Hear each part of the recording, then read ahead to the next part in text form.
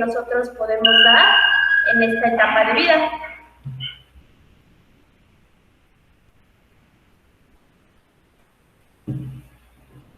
Bueno, diferentes referencias bibliográficas nos hablan acerca de qué punto podemos tomar en cuenta para ser un adulto mayor. Algunas nos dicen o nos marcan que un adulto mayor empieza a partir de los 59 o de los 60 años en adelante. Esa va a ser la característica. Tenemos diferentes etapas del adulto mayor. Sin embargo, a partir de estos dos ejemplos, ya sean los 59 o los 60 años, es donde vamos a tomarlo en cuenta. Si nosotros hablamos de un adulto mayor, es un término o el término correcto de manera antroposocial que nos va a hacer referencia a las últimas décadas de la vida en las que un individuo se aproxima a la edad máxima que el ser humano puede vivir, es decir, su máxima longevidad. En esta etapa del ciclo vital se presenta un declive de todas aquellas estructuras que se habían mantenido durante otros años. Incluso en esta etapa de vida es donde podemos ver muchas alteraciones o muchas consecuencias de malos cuidados cuando se era adulto joven, por ejemplo. Entonces, es importante mantener una buena salud desde que una persona es un adulto joven hasta que una persona es un adulto mayor. Porque va a depender de eso la calidad de vida y también la manera en que va a morir esta persona también influye mucho, ¿no? A veces escuchamos mucho el término de algo me tengo que morir, pero sí, efectivamente, pero va a depender mucho de qué enfermedades o qué comorbilidades se encuentren en estos pacientes.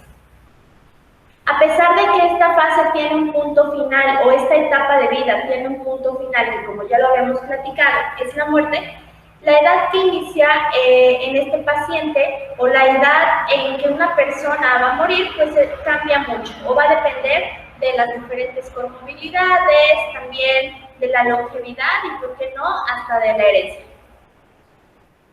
No obstante, debido a la edad biológica, y sabemos que este es un indicador del estado real del cuerpo, se considera que se trata de un grupo de población que tiene 65 años o más en adelante. Es lo que hablábamos, que va a haber diferentes referencias. Algunas nos van a hablar de 65 años, otras nos van a hablar de a partir de los 59 y otras nos van a hablar a partir de los 60. Entonces, depende mucho de cada paciente. Es importante también no confundir esta etapa de vida, es decir, un paciente geriátrico cumple con varios puntos importantes. ¿A qué me refiero con esto? Si nosotros queremos ver si una persona se encuentra clasificada dentro de estos puntos, debe de cumplir con al menos 3. ¿Cuáles son estos puntos? Mayor de 75 años, que tenga pluripatologías, es decir, que tiene muchas enfermedades, que tiene una incapacidad funcional. Esta incapacidad funcional es de alto riesgo, incluso son personas que ya son dependientes, que ya llegan a tener un deterioro mental y que tienen problemática social en relación con su estado de salud. Entonces, aquí entramos en dos puntos bien importantes. No hay que confundir a un adulto mayor con un paciente geriátrico. Si nosotros hablamos de un paciente geriátrico, tiene que cumplir con al menos 3 de estas características, ¿vale? Entonces, es bien importante saber la diferencia entre estos dos términos. Y al final de cuentas, pues vemos cómo cambian drásticamente. Ahora, dentro de estas etapas podemos encontrar un síndrome de fragilidad en estos pacientes, en los pacientes que llegan a ser adultos mayores y obviamente también en los pacientes geriátricos. Se reconoce mediante una gama de marcadores clínicos, funcionales, bioquímicos y de comportamiento. Entonces, si ustedes se dan cuenta y analizamos todo esto, es bastante completa esta información que se necesita del paciente para poder determinar que tiene síndrome de fragilidad. Y la presencia de 3 o más de estos elementos define o no a un sujeto, o en este caso a un adulto mayor, si es frágil o no. Si el paciente tiene fatiga crónica, si el paciente tiene debilidad o si el paciente también está inactivo. Entonces hay que tener mucho cuidado en eso. Otra parte importante en esta etapa de vida son los cambios en la composición corporal. Cómo aumentan los porcentajes de grasa, cómo disminuyen los porcentajes de músculo, cómo disminuyen los porcentajes de agua también en estos pacientes. Entonces, es importante que nosotros hagamos un análisis de composición corporal adecuado para poder determinar el estado de salud de nuestro paciente. Cuando nosotros hablamos de los cambios en la composición corporal, se dan principalmente en la estructura como función del organismo, a la par de diferentes transformaciones, tanto psicosociales, que incluye toda esta parte emocional, y todas las situaciones emergentes que se dan en un proceso de envejecimiento.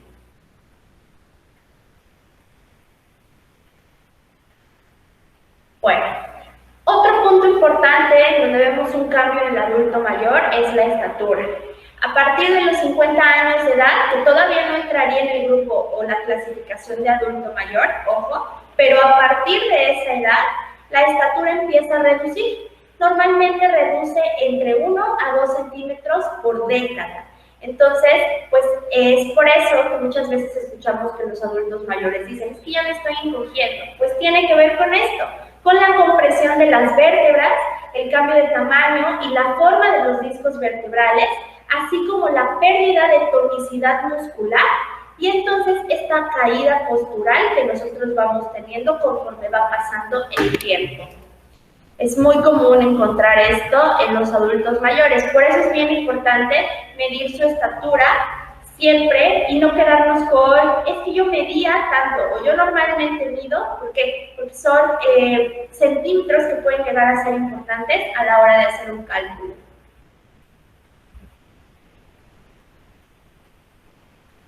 Llega a existir también, como ya lo habíamos comentado, la pérdida de masa, en este caso masa muscular, y por eso disminuye tanto la fuerza y la función muscular, lo que normalmente nosotros conocemos como sarcopenia, la pérdida del músculo.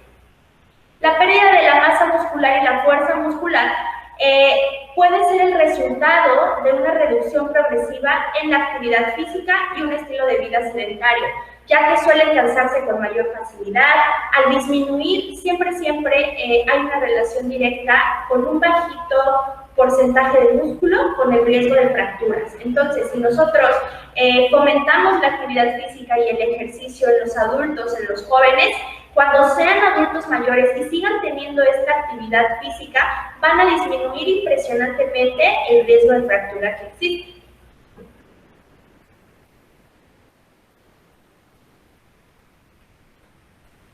También encontramos un efecto del envejecimiento en ellos mismos. Disminuye el balance negativo de calcio y de vitamina D. Es por eso que encontramos muchas deficiencias a nivel óseo en los adultos mayores.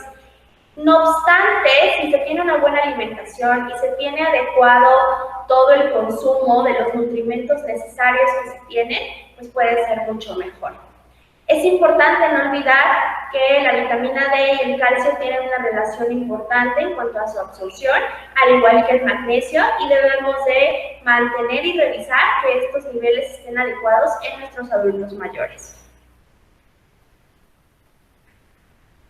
Bueno, llega a existir pérdida en la actividad conodal en las mujeres y también bajo consumo de calcio, llega a existir tabaquismo y vida sedentaria. Es bien importante que un adulto mayor no tenga malos hábitos, como puede ser el tabaquismo, ya que sabemos que es una etapa donde muchos órganos se encuentran deteriorados en personas que han tenido malos hábitos toda su vida. Entonces tenemos que cuidar esta parte. Bien importante los malos hábitos, eliminarlos. Ahora, en cuanto a la estimación de medidas y dimensiones antropométricas, nosotros a la hora de tomar peso y talla tenemos que tener muchísimo cuidado. ¿Esto por qué? Sabemos que ya tenemos una mala postura por la edad, por lo que habíamos hablado de la pérdida de la tonicidad, por lo que habíamos hablado de en cuanto a la presión que llega a existir entre las vértebras o la disminución de la estatura a consecuencia de todo esto. Entonces, hay malas posiciones, como ustedes lo pueden ver en la imagen. La postura es diferente y entonces a la hora de tomar la estatura, por ejemplo, va a influir bastante. Es un sesgo el tener este tipo de padecimientos en los adultos mayores. Normalmente nos habla de eso, de pérdida de tonicidad muscular. Por eso se fomenta mucho las actividad física en los adultos mayores. Y es algo que tenemos que estar, pues, tratando de que realicen bastante, buscando opciones y todo lo demás. Ahora, ¿para qué nos sirve a nosotros saber el peso y la estatura o talla? Hay que recordar eso, no hay que confundirnos, talla y estatura es lo mismo. ¿Para qué nos sirve saberlo o para qué necesitamos conocerlo? Bien, nosotros tenemos algo que se llama índice de masa corporal. Cuando nosotros hablamos del índice de masa corporal, estamos hablando de la relación que existe entre el peso y la estatura de una persona. Solamente de eso, del peso y la estatura. No tiene nada que ver o no estamos hablando de composición corporal. Solo estamos estimando este cálculo a través del peso y la estatura. El índice de masa corporal en un adulto joven es diferente y es totalmente diferente a los valores y a los puntajes que se les llega a dar en un adulto mayor. Entonces cambia, es muy diferente el índice de masa corporal, los valores, a el índice de masa corporal de un adulto mayor. En este caso les traigo dos referencias de peso saludable a los 60 años y también un índice de masa corporal relacionado o más específico de acuerdo a lo que se ve. Cuando nosotros hablamos del índice de masa corporal, se saca exactamente igual que el que conocemos. Peso en kilogramos entre talla al cuadrado en metros cuadrados. Entonces, ya que nosotros hacemos ese cálculo, nosotros podemos ver, aquí observen en su pantalla, podemos verlo, la diferente clasificación. Normalmente nos maneja bajo peso, peso normal, sobrepeso y obesidad. Y en la tablita de la derecha de su pantalla tenemos igual el índice de masa corporal en adulto mayor, pero de otra referencia bibliográfica, para que ustedes puedan tener muchas opciones. Debajo de las tablitas están las referencias, ¿vale? Y en la otra tablita, que viene mucho más completa, podemos encontrar desnutrición severa, desnutrición moderada, bajo peso, peso normal, sobrepeso, obesidad tipo 1, obesidad tipo 2, obesidad tipo 3. Entonces, nos sirve como un diagnóstico rápido. Obviamente no hay nada mejor que hacer una evaluación de composición corporal, pero nos puede servir si queremos hacer un diagnóstico rápido de adulto mayor. Entonces, ustedes se preguntarán, ¿pero qué es diferente en cuanto al índice de masa corporal de un adulto joven a un adulto mayor? Claro que sí hay una diferencia. ¿Y de qué tiene que ver esta diferencia? Pues la cantidad de grasa abdominal que llega a tener un adulto mayor suele aumentar. Entonces, cambia un poquito el peso, porque acuérdense que solo estamos evaluando la relación del peso con la estatura. Otros parámetros que tienen que ver en los cambios del adulto mayor llega a ser la salud bucal. ¿Y por qué lo menciono? Porque tiene una relación directa con la nutrición, ya que cuando existe la pérdida de piezas dentales, o existen caries, o existe una enfermedad periodontal, pues se llegan a dar varios problemas por los cuales las personas, por masticación, por dolor, por incomodidad, llegan a dejar algún alimento en específico o, ya muy extremo, no consumen ningún alimento. Entonces, el generar este tipo de problemas y buscar la causa raíz, pues es bien importante para poder solucionar. Hablábamos también que hay cambios en el sistema reproductor, el climaterio, la pérdida de la fertilidad, en el caso de las mujeres también, y la pérdida de la actividad sexual o líbido, también disminuye.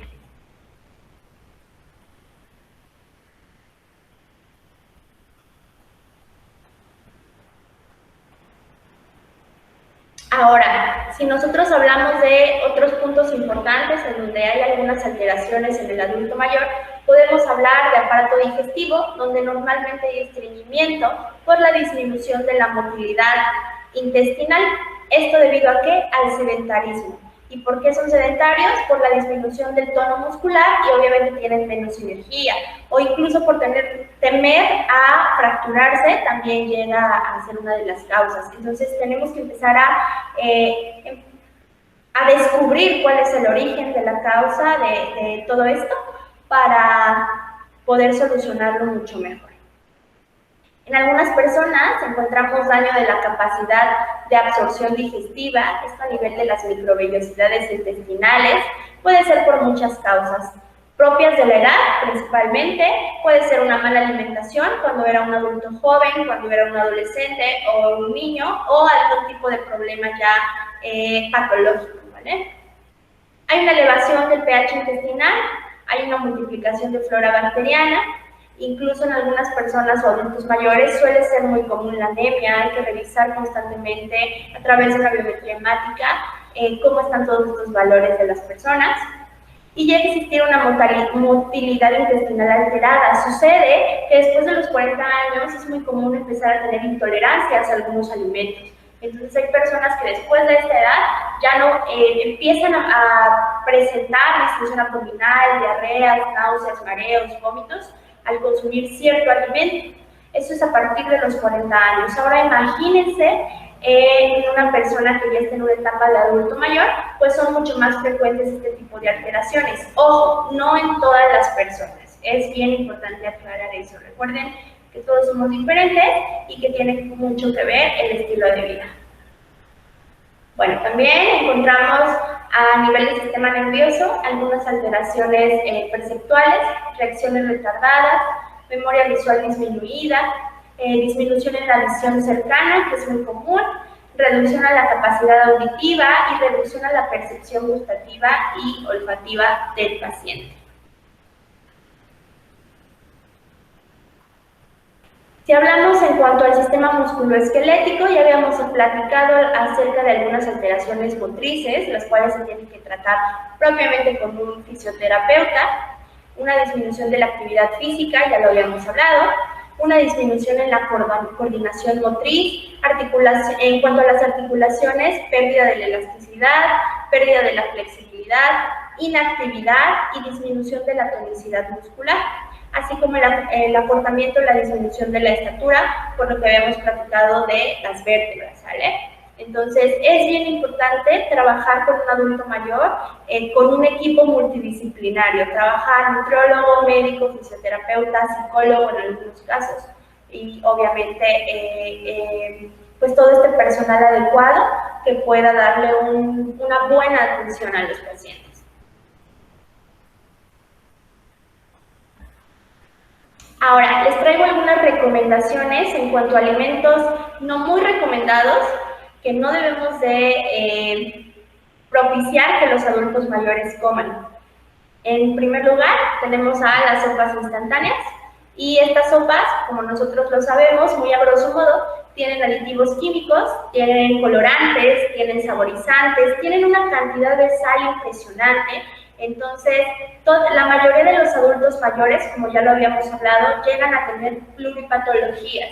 Entonces, normalmente cursan con hipertensión arterial. Entonces, si nosotros generamos el consumo excesivo de sal, pues vamos a tener esta hipertensión totalmente desequilibrada, ¿no? Ya que suban más estos niveles. También llegan a tener un aditivo que llega a ser verdaderamente peligroso, en algún momento ya lo habíamos hablado, el glutamato monosódico. Cuando nosotros hablamos del glutamato monosódico, hay que acordarnos que es este aditivo químico de manera sintética, que se realiza de manera sintética, que lo podemos encontrar en colorantes, lo podemos encontrar en saborizantes, en alimentos que tienen mucha sal. Y es un aditivo que verdaderamente suele ser muy perjudicial en la salud, ya que actúa a nivel del sistema nervioso central, inhibiendo toda esta sensación de saciedad. Entonces, de ahí vienen todas estas frases de que no puedes comer solo una, ¿no? Por ejemplo, porque todo este tipo de productos, como llegan a ser, no sé, todos los de la imagen que les coloco, o incluso el Nor Suiza, por ejemplo, todos estos cubitos que son desaborizantes, pues llegan a tener glutamato monosódico y por eso nos causa mucha adicción o dificultad tratar de dejar comer cierto alimento, porque está actuando a nivel de los centros de saciedad de nuestro cuerpo y no permite darnos cuenta que nosotros ya estamos satisfechos. Entonces, es importante que nosotros evitemos todos estos alimentos que tienen glutamato monosódico. Hay que revisar bien las etiquetas de los alimentos para podernos dar cuenta de qué es lo que tiene. Una porción de un alimento que tenga glutamato monosódico cubre total el máximo requerido diario de sodio por un niño, imagínense.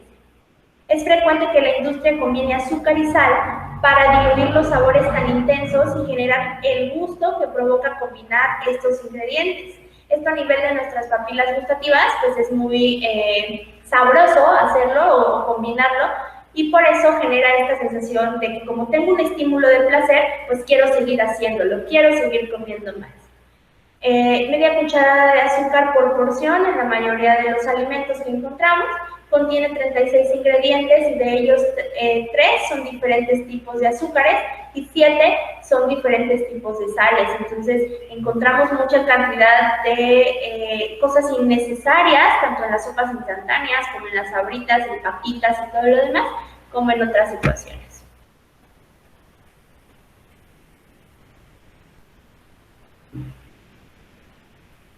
Las dificultades de masticación pueden provocar un rechazo a las frutas y a las verduras, sobre todo aquellas que tengan cáscaras. Entonces, es parte importante recordar que en la cáscara encontramos una gran cantidad de fibra, lo cual pues hay que tener un consumo adecuado, y a veces por estos problemas de masticación o problemas que existen en la dentadura o problemas que existan ya a nivel bucal del paciente, pues nos pueden hacer que deje de consumir fibra o que tenga estas fuentes de fibra y que se vea no forzado, pero que intente consumir algún laxante, lo cual va a ser algo perjudicial. Siempre hay que obtener la mayor cantidad de fibra de manera natural. Lo podemos cubrir perfectamente con nuestras porciones de verduras y frutas incluso, cantidad de cereales importantes también para la hora de los requerimientos de fibra. Lo podemos encontrar en nuestros alimentos. No es necesario comprar algún tipo de laxante o algún otro tipo de producto milagro que realmente no sirven para nada y que van a tener un efecto perjudicial en nuestra salud.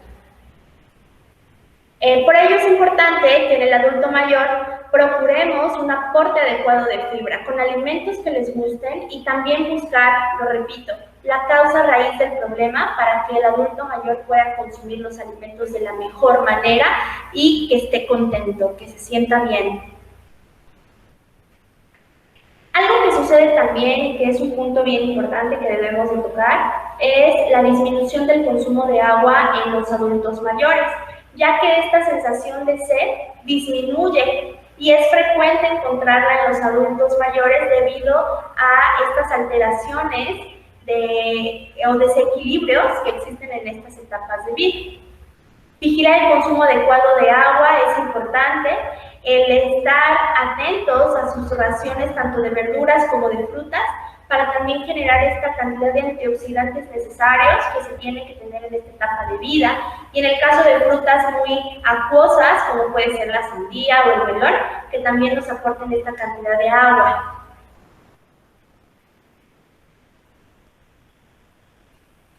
Otra cosa que pues hemos encontrado muchas veces es este problema a nivel intestinal, o este tipo de invaginación del intestino cuando hay alimentos muy difíciles de digerir. Por ejemplo, hablábamos de la sopa Maruchan, ¿no? Entonces hay que tener mucho cuidado para evitar cualquier tipo de alimentos.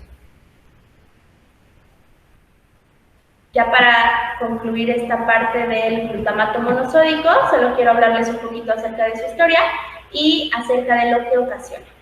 Como resumen de lo que hablamos. En los años 60 se popularizó como un sazonador en Asia y se usaba en la mayoría de los lugares como si fuera la sal. Fue retirado del mercado al descubrir que era altamente cancerígeno y entonces las industrias empezaron a usar alguna combinación. ¿Por qué? Porque como fue prohibido de manera pura, lo combinaban con algunas otras cosas y entonces ya sí evadían un poco la normatividad y podían seguir comercializándolo. Bueno, el glutamato monosódico causa incrementos en el peso corporal. Nosotros sabemos que un adulto mayor con sobrepeso u obesidad tiene mucho más riesgos de cualquier patología, ya que infiere con los centros de saciedad que se llegan a generar. Comer más y vorazmente es una de las características principales que nosotros podemos encontrar en el adulto mayor.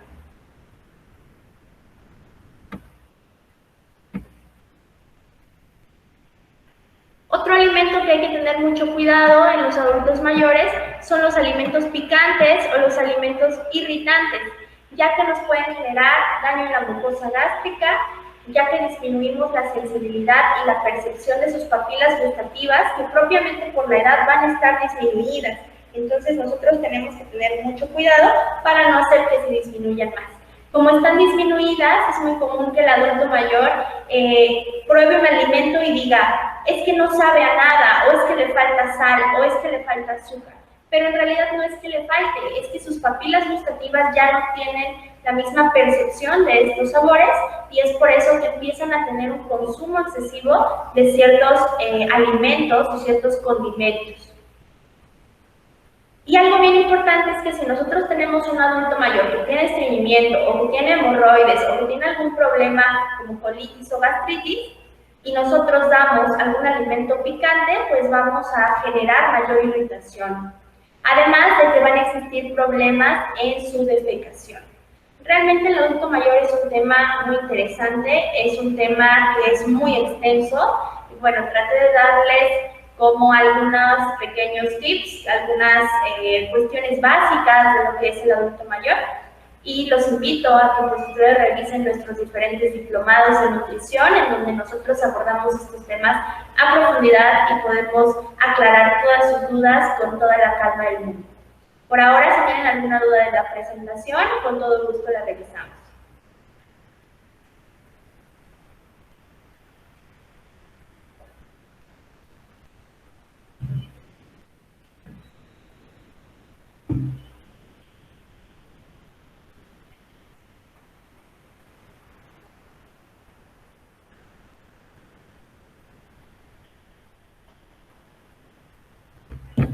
No sé si alguien tenga alguna duda, si no, sería todo por el día de hoy.